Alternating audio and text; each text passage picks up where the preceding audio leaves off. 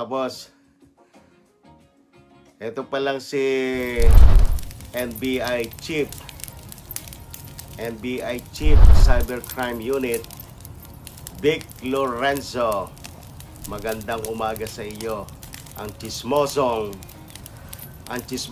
NBI, Vic Lorenzo. Taga Green Meadows ka pala, inutil ka.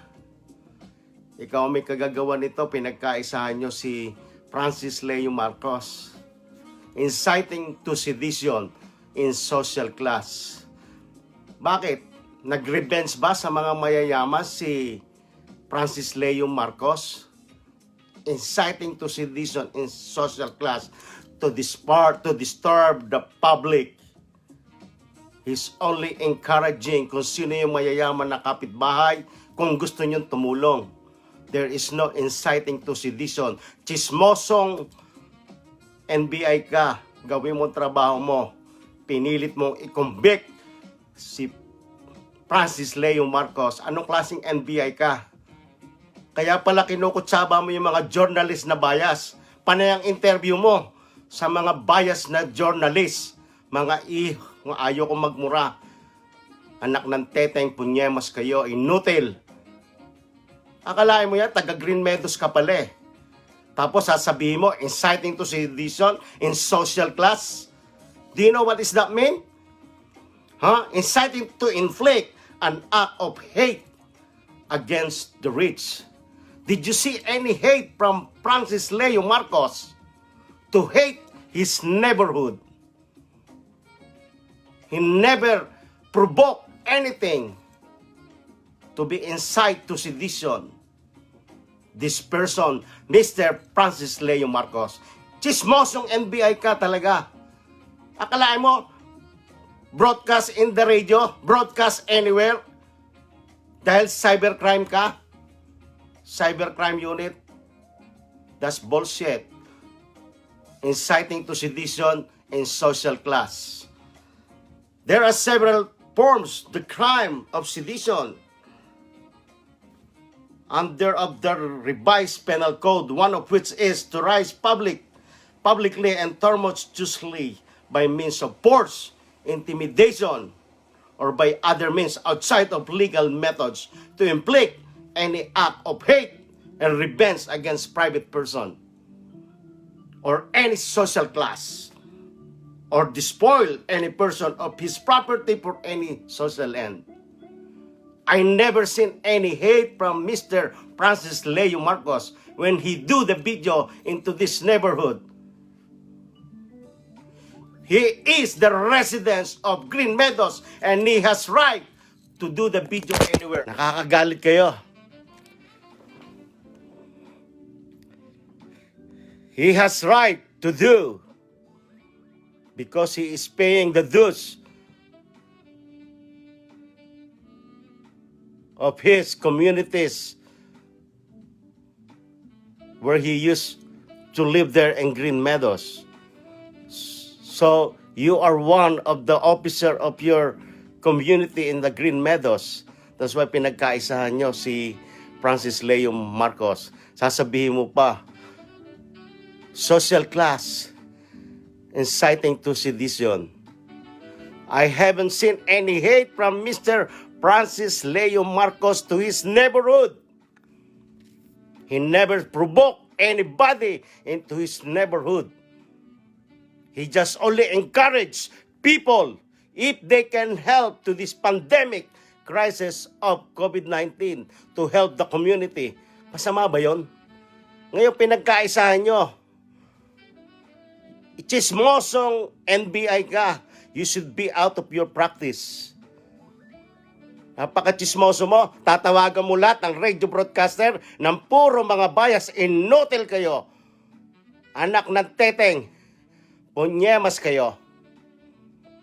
Akalain mo yun? Taga Green Meadows ka pala? Good morning, Gets mo, mahal kita. Good morning, Annalyn from Switzerland, good morning. So, akalain mo yun? Itong chismosong NBI na ito pala, taga Green Meadows, anak ng kamote, oh. Kaya pala pinipilit mo inciting to sedition in social class, inflict and hate against to the rich people. I never see any hate from Mr. Francis Leo Marcos. He only encouraged, yung mga mayayaman dyan, gising kayo, pwede ba kayong tumulong? That is not disturbing the public.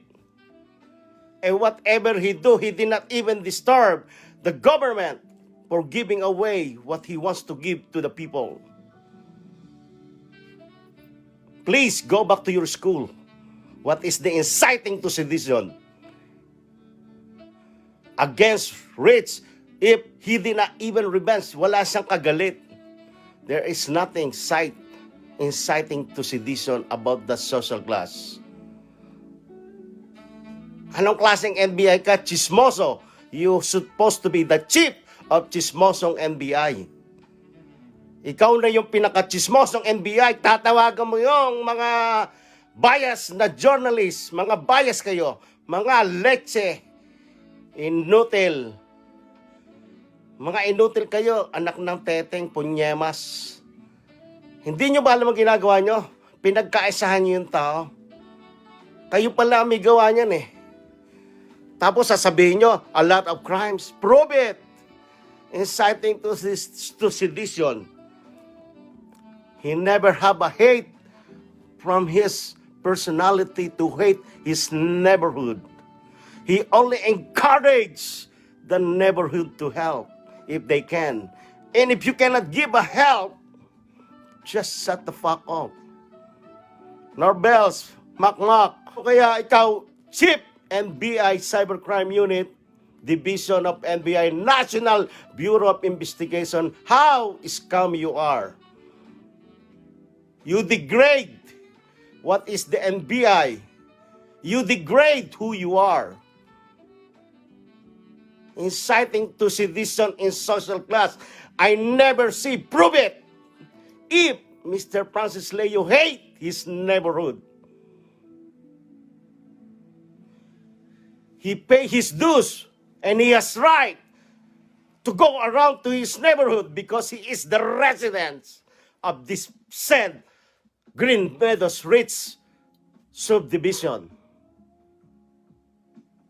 You do not have right to condemn whoever the residents of that subdivision.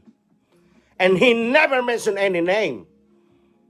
As I see and review the video, he never mentioned any name of whoever residents of that subdivision.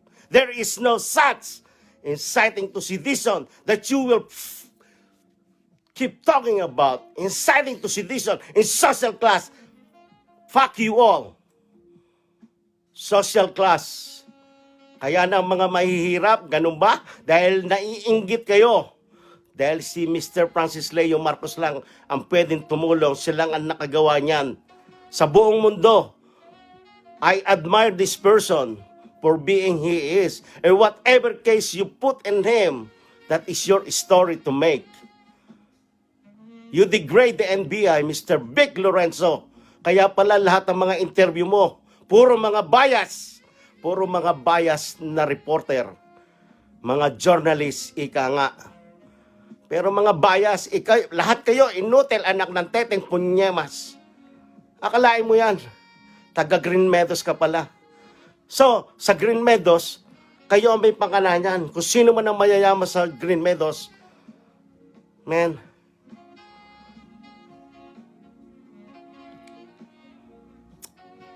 hindi nyo dapat gawin niya sa isang taong tumutulong.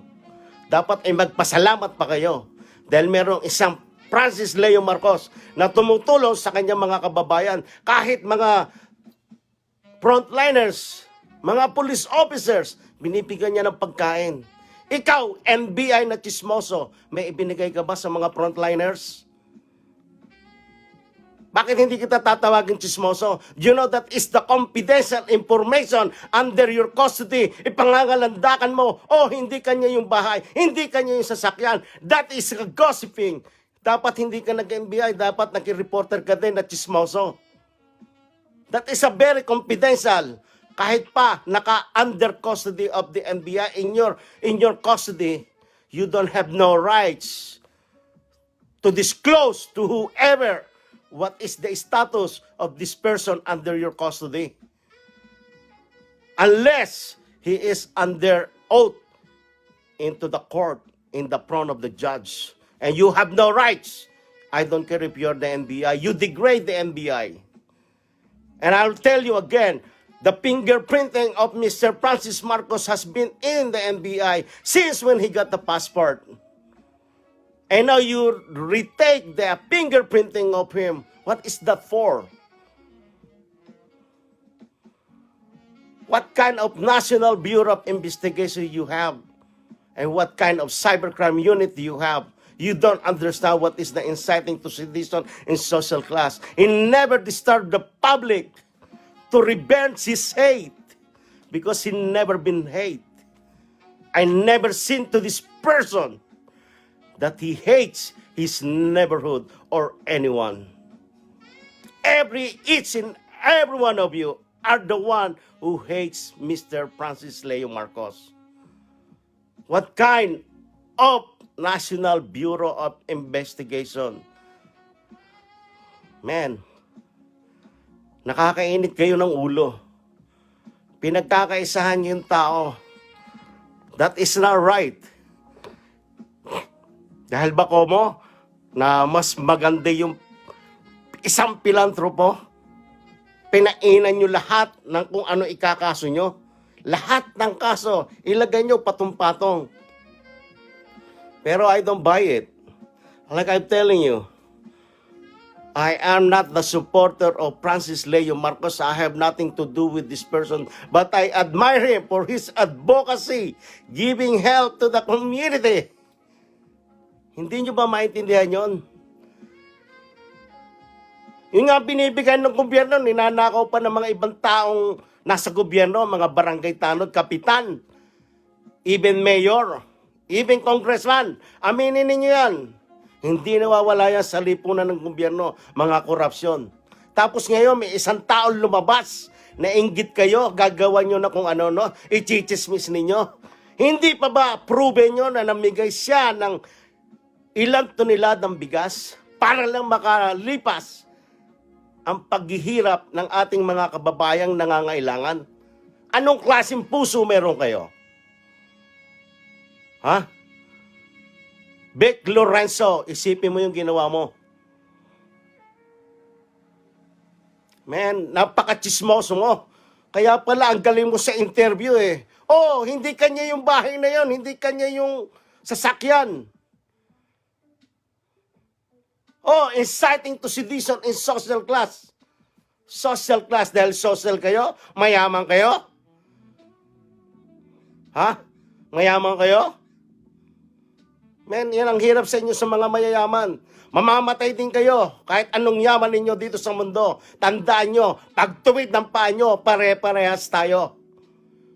Hindi ako tumitingin sa mayaman kay mahirap. Tinitingnan ko ang katotohanan, ang tamang batas para sa taong pangkarapatan pantao.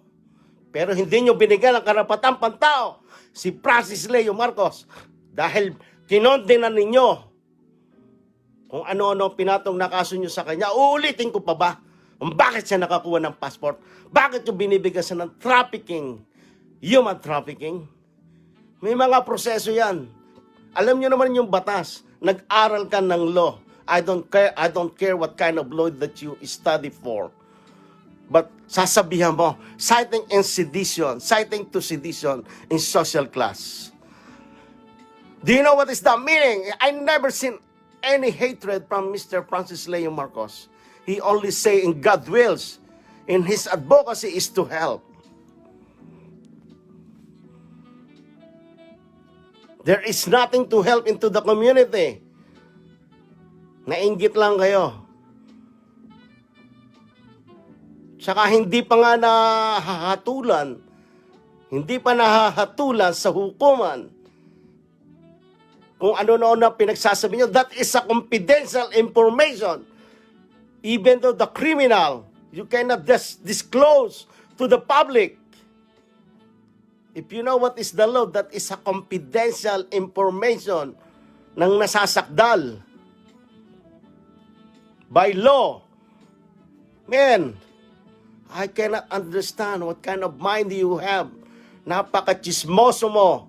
And B.I. Vic Lorenzo. At saka yung consulate diya sa France, pakitingnan nyo ito si J.R. Balico. Wala yan sa inyong database. Kang isang Pilipino wala sa database. Ibig sabihin noon, wala siyang proper documents to stay in France. Kaya ikaw, J.R. Balico, bago ka mangutya ng iyong kapwa-tao, tingnan mo muna ang sarili mo kung sino ka. Hindi mo kayang pantaya si Francis Leo Marcos. Dahil siya ay nag-iisa, kahit siya ay isang tawag nyo na kabayo, pero mas gusto ko pa ang mukhang kabayo kaysa mukha ninyo. Dahil may puso si Mr. Francis Leo Marcos. Hindi katulad nyo, ang puso nyo ay wala sa katawan nyo. Ang puso nyo ay nasa impyerno. J.R. Balico, ako ang puntahan mo dito sa Amerika. Magkasubukan tayo. Kung ano-ano sasabihin mo, bakla si Francis Leo Marcos. Bakit? Sinubuhan mo ba ang titi niya? Bastos ka talaga eh. J.R. Balico, maghinay-hinay ka kung ano sinasabi mo. Dahil wala kang proper documents dyan sa France. Wala ka sa database ng Consulate Embassy ng Pilipinas. Kaya huwag ka masyadong magyabang. Huwag mong yabangan yung tao dahil hindi kanya inaano. Tumutulong lang si Mr. Francis Leo Marcos. I have nothing to do with this person but what I see. Kailangan niya ipaglaban ang kanyang karapatan. Ako, naandi dito, pinaglalaban ko ang karapatang pantao dahil hindi ko nakikita ang kabutihan ng gobyernong NBI. You degrade yourself. I can't believe inciting to sedition in social class that is to revenge the hate to the rich people. But I never see any hate from him. He only wants is if someone, the richest, to help the community if they can. And if they cannot help, just be it. Hello, good morning, Michaela. Good morning to all of you. Good morning. Good morning, each and everyone. Sorry, I'm just kind of like screaming, but it is a matter of how the way of the, I don't understand how they handle this. I cannot believe it. I really cannot believe it. I wish I am there in the Philippines. Kung nandiyan na lang ako sa Pilipinas, Mr. Vic Lorenzo, papaimbestigahan kita. Ako mismo magpapaimbestiga sa'yo. Dapat iniimbestigahan ka, Mr. Vic Lorenzo eh. Di ba? Napaka-chismoso mo. Ikaw ang number 1 chismosong NBI. Pero mo, kung ano sasabihin mo sa mga bias na journalist, kaya kayo mga lecheng, ayoko magmura, mga anak ng teteng punyemas, inutil na mga bias na reporter. Anong klase kayo? Lagi nila si Vic Lorenzo. Kaya pala, nakikita ko mostly everyday, Vic Lorenzo! Oh, ano nang status ni Francis Leo Marcos? Ayun, bida siya. Gusto mo maging bida pala. Vic Lorenzo, kung gusto mo maging bida, gagawin kitang artista. Man, I cannot believe this. I really cannot believe this. How you handle this process of this law. I cannot believe it. You know? This is a matter of how you trust the NBI. This is what you think, the National Bureau of Investigation. This is the way you can trust them. Dahil may inggit, gagawan ka ng kaso. Dahil pangit ka, gagawan ka ng kaso. Hindi ka magandang lalaki, gagawan ka ng kaso. What kind of people are you guys?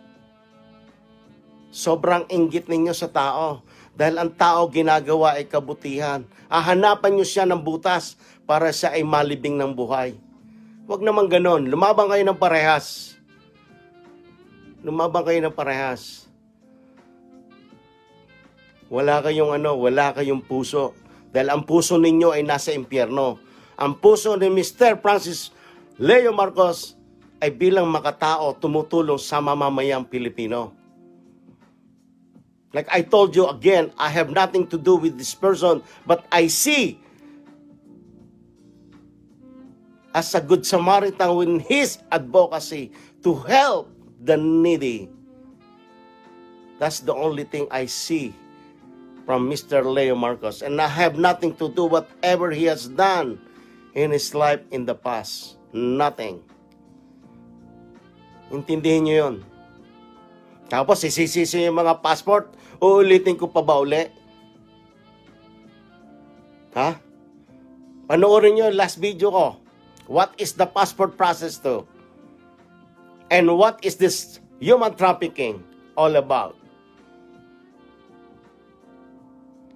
Man, I cannot believe that there is chismosong NBI dyan sa Pilipinas, National Bureau of Investigation, calling all the bias reporter. What is the status of Francis Leo Marcos? Yung isa dyan, Percy Lapid, tatawaging mukhang kabayo, ikaw na may mukhang aso. So, walang ganyanan. Ako ang tawagan yung mukhang kabayo, sisipain ko kayo. Mga inutil kayo, anak ng teteng punyemas. Yan, isang ako sa yan. Chismoso ka, Mr. Vic Lorenzo. I cannot respect the person who cannot be respected. You know? Hindi ko pwedeng marespeto hindi ka-respeto. Saka yung JR Balico, mag-ingat ka, kaibigan. Dahil tao ka din lang na pwedeng mamatay. Hindi lahat ng oras ay oras mo. May oras ka rin darating sa iyong buhay. Kaya tandaan mo yan, kaibigan. Huwag kang ganyan sa iyong kapwa-tao. Hindi ka nilamangan ni Mr. Francis Leo Marcos. Walang panlalamang na ginawa siya sa iyo. Kaya huwag mong idamay kung sino man. Kaya kung gusto mo mandamay, ako idamay mo. Nandito ako, puntahan mo ako dito. Hindi ako naghahamon ng away, pero susubukan ko na ako'y imbitahin kita, pumunta ka rito. Hindi yung kung ano-ano sinasabi mo. Patunayan mo na ikaw talaga isang lalaki. Kung ano-ano kinakaso nyo kay Mr. Francis Leo Marcos, ay hindi ko lang maintindihan din yung mga legal counsel ni Francis Leo Marcos. Puro takot siguro. Pero ako, wala akong kinatatakutan. Dahil ang aking sinasabi at ang aking nakikita, ang aking imumungkahi, ay kung ano lang ang aking naalisa, kung ano na sa aking isipan. Kaya kayo, mga walang puso, mga puso nyo na sa impyerno, hindi kayo makatao, sana'y tanggapin kayo sa purgatorio. Kahit hindi sa langit, sa purgatorio man lamang.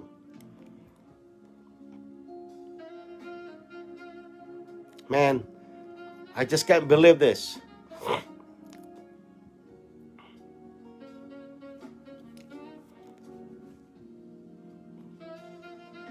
Sasabihin ko ulit, ipakukulong ko ang sarili ko.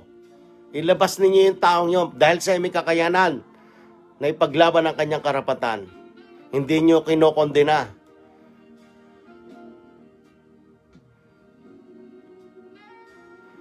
Ikaw, Vic Lorenzo, chismis mo ako. Kahit sino dyan, mga bias na reporter, mga chismoso kayo. Mga inutil kayo. Dahil, bakit hindi ko kayo tatawaging inutil? Dahil ang inyong mga sinasabi ay hindi katotohanan. Puro bias kayo, one-sided. Kaya magsitigil kayo. Magbigay kayo ng magandang balita kung ating mga panahon ngayon na COVID-19, kung ating mga mamamayan ay nasa ayos na katayuan, meron silang kinakain, at kung yung mga mahihirap ay nangangailangan ng tulong, ay tulungan ninyo kayong mga mayayaman. Revenge hate ba yon? Inciting to sedition ba yon? Inciting to sedition ba yon? To ask someone of the rich people to help our kababayan. Inciting to sedition yon. Basahin mo, what is the inciting to sedition in social class? Man, I just can't believe this. I really cannot believe you. You degrade yourself as the NBI. You are the chismoso gossip. Kaya pala gustong-gusto mong ma-interview sa lahat ng mga bias na reporter. Huwag kayo magpa-interview kung sasabihin nyo may walang katotohanan. Nagpapa-interview kayo eh. Ikaw, imbestigahan ko. Man. Kaya kung sino man na nasa likod ni Francis Leo Marcos na gumawa nito sa kanya, ay sana ay pagpalain kayo ng Panginoon at sana naman ay maging makatao kayo. Hello, Ani. Ani. Good morning. Good morning. Good morning, Ani. Good morning. Good morning, Ichitaya from Japan. Good morning, Ani. Good morning, everyone. Kaya sana naman yung mga supporters ni FLM, sabi ko nga sa inyo, just mangalap kayo ng mga information dahil kawawa naman yung tao. Hindi naman nila nilalagay sa tamang proseso yung pag-ano kay Mr. Francis Leo Marcos. I will not stop to admire Mr. Francis Leo Marcos because he has a good heart giving help to the people. Thank you, Ichi. Thank you, Mayhana. Thank you very much to each and every one of you.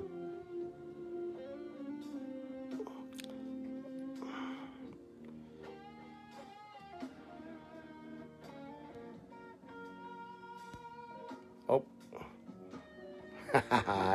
I lost it all.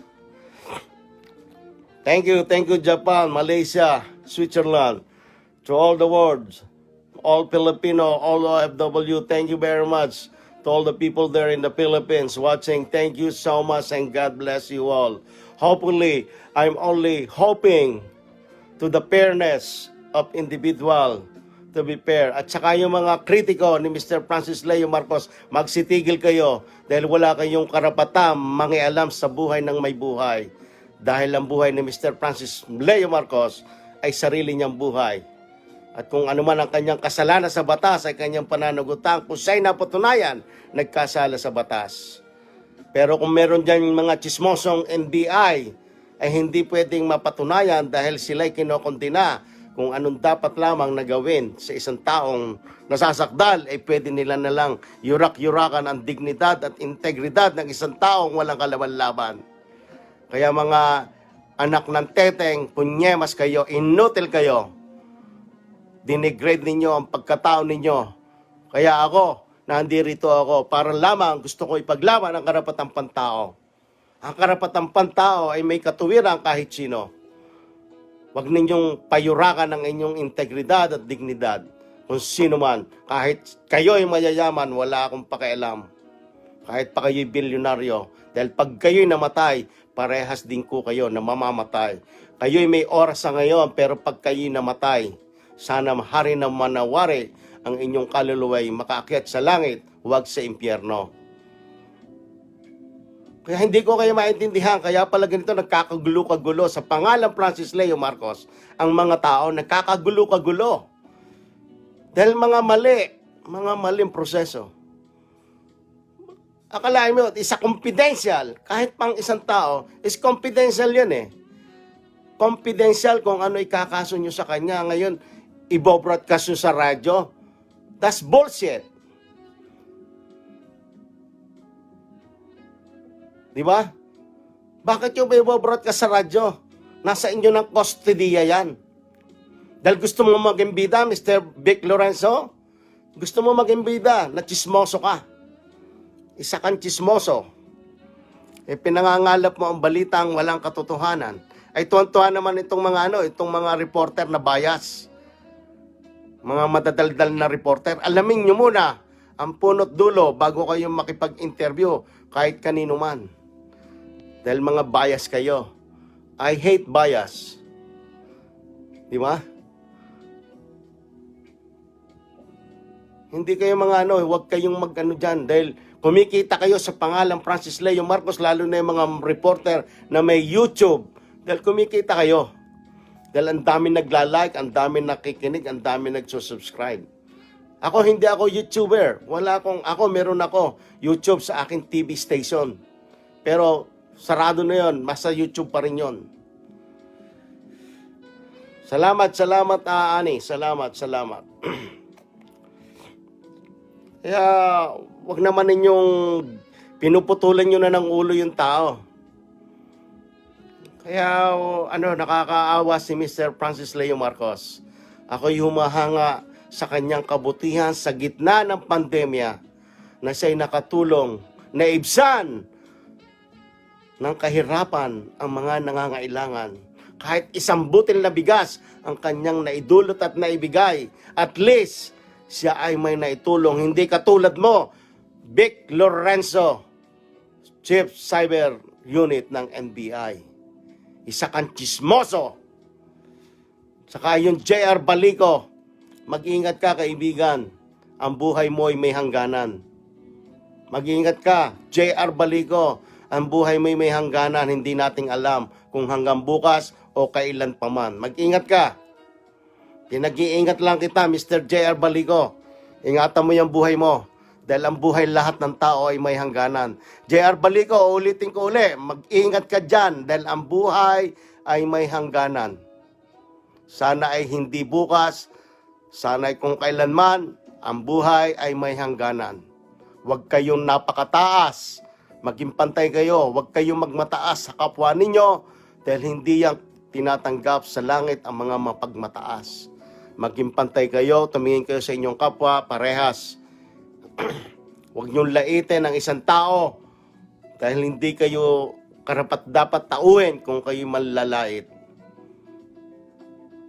Sinasabihan ko ang totoo na chismoso si Vic Lorenzo dahil nagpapa-interview ka, that is a confidential information na nasa kustodiya ninyo, na NBI.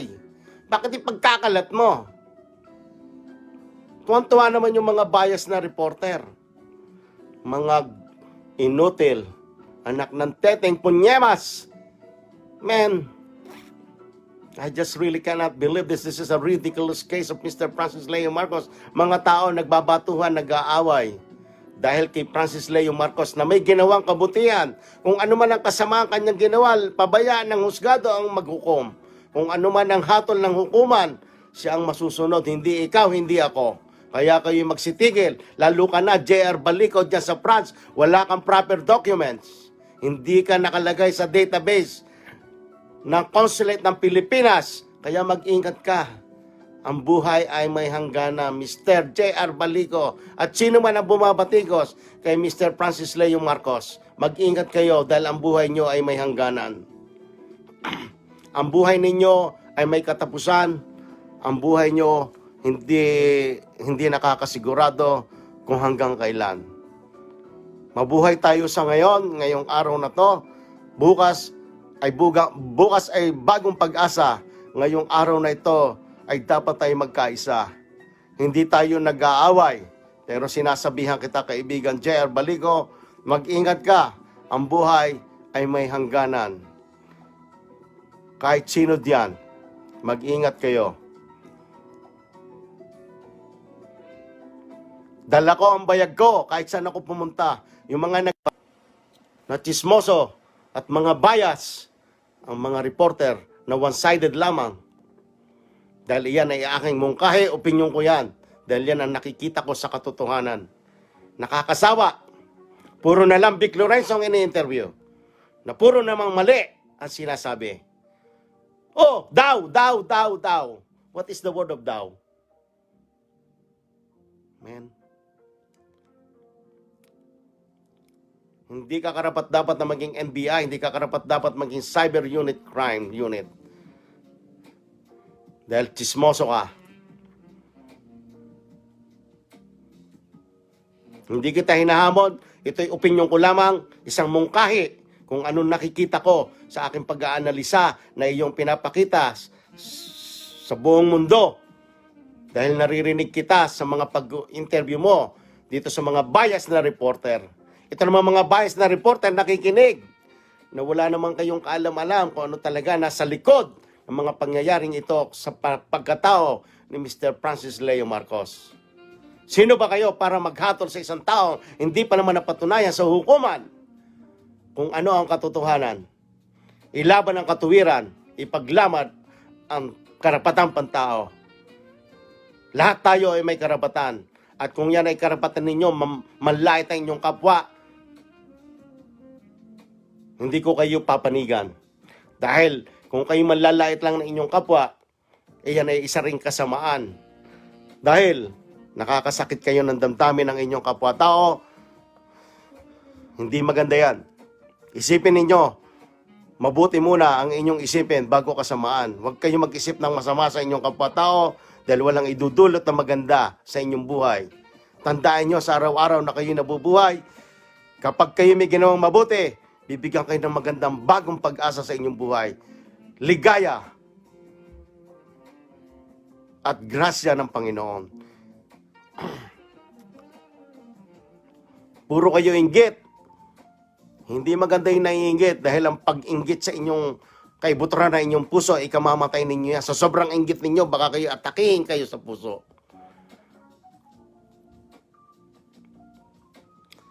Hindi yung maganda yung mga ginagawa. Lalo ka na ulitin ko ulit si Manuel.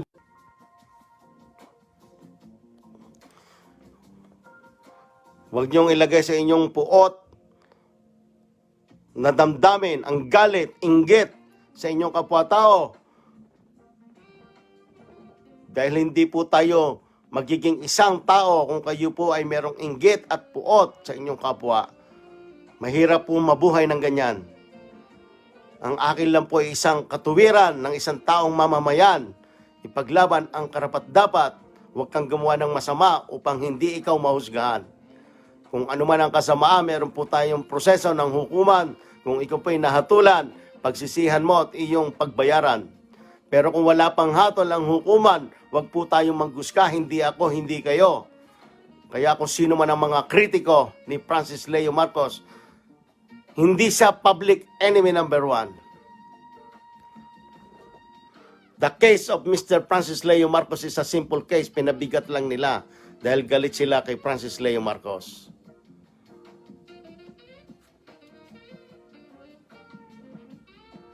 Huwag natin pairalin ang ating pagkatao na komo kayo ay mayaman, pwede nyo nang yurak-yurakan ang isang taong mahirap na katulad ko.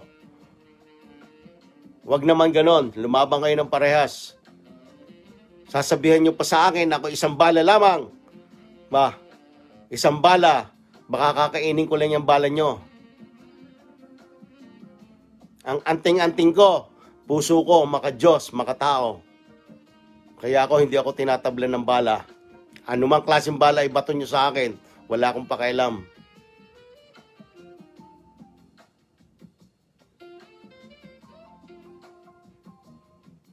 Kung sino man ang may galit sa akin, karapatan nyo yan. Pero mag-isip muna kayo. Ang buhay natin ay may hangganan. Yun lang ang masasabi ko. Maraming salamat sa mga nag-message sa akin ng masama. Maraming salamat sa mga nag-message sa akin ng mabuti. Sana'y pagpalain kayo ng mahal na Panginoon. Pero sa ngayong araw na ito, linggo dito, linggo ng Mayo 31. Nalilito tuloy ako. Kaya sana naman i-analyze ninyo inciting to sedition in social class. Ulitin ko ulit. Chismoso ka. NBI. Vic Lorenzo. Chismoso ka. Papa-interview ka sa mga bias na reporter na tuwan-tuwa. Natuwan-tuwa. Kalangan nila, nanalo na sila. Re-respetuhin ko kayo kung tama lang ang pamamalakad ninyo. Pero kung mali, bullshit kayo. Di ba?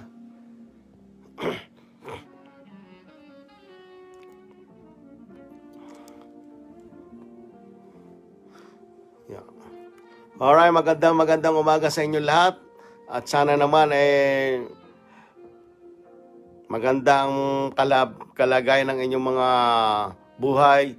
Kahit saan mo kayo naroon, lalo na mga OFW. Magandang araw sa inyong lahat. At sana pagpalain kayo ng mahal na Panginoon kung ano man ang inyong ginagawa at makatanggap kayo ng ligaya sa buhay. Pagmamahal ang ating mahal na Panginoong Jesucristo. At sana na may ligtas kayo sa COVID at mag-ingat kayo. Dahil ang COVID ay isang kamatayan ng hatol kapag kayo naglapuan ng COVID respiratory infection. Kaya kayo mag-iingat mga kaibigan. Lagi kong payo, maging mabait tayo sa ating kapwa-tao. Huwag po tayo manlaman ng ating kapwa-tao. Dahil ang buhay ay may hangganan. Hindi po natin alam kung hanggang kailan tayo mabubuhay. Kahit po tayo mabuhay ng matagal dito sa mundo, 100 taon, isa rin pong napakaikling panahon. Kaya kung tayo magmamahala, magbigayan, yan po ang dapat kailangan. Huwag po tayo magbatuhan. Dahil galit ako sa mga taong inggitero, chismoso, bias. Magbigay kayo ng tamang balita sa ating mamamayan. Tumulong kayo sa mga nangangailangan na walang pag-iimbot, na hingi ng kapalit. Francis Leo Marcos, once again, I admire your advocacy, helping the needy. I pray to God that you will be free. For you to continue your advocacy, helping the needy, helping the community. You are one of the amazing men that I have known at this pandemic crisis, COVID-19. You are my hero in my mind, no matter what, because you have done such heroism, helping the community, because all the rich people cannot do so. I don't hate rich people and I don't care. You are rich, I am poor. But don't step my head down, because that is not fair. Because when you step my head down, you are not a person, you are a demon, you are an evil. Be fair, equal. Ipaglaban ang karapatang pantao. Maging parehas tayo. Tanggalin ang inggit sa inyong puso.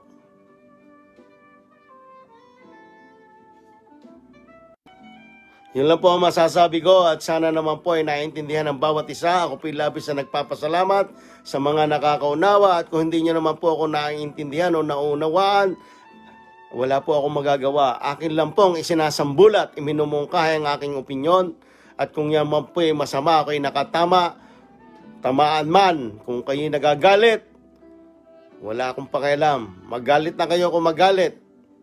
Dahil katotohanan, isa kang chismoso, mga bias na reporter. Kaya pala si Vic Lorenzo lang inyong ini-interview, dahil siya lang ang chismosong kilala nyo. Maraming salamat mga kaibigan, maraming salamat sa inyong lahat.